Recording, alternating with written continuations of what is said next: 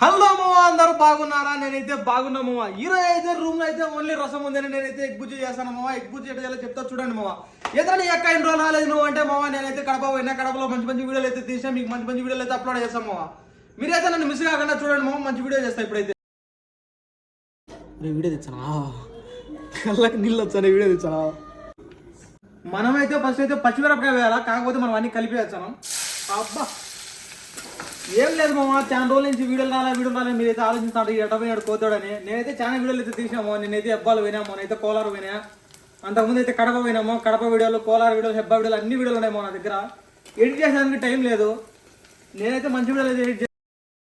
మనమైతే 3 ఎగ్గులతో అయితే ఇప్పుడు ఎగ్గు కర్రీ అయితే చేస్తున్నాము. ఇది ఎగ్గు కర్రీ కదా, ఎగ్గు ఫ్రై. నేనైతే మీకు స్టార్టింగ్ లో ఎగ్గు బుర్జీ అని చెప్పిన. 3 గుడ్లు అయితే కొడతాను మరి.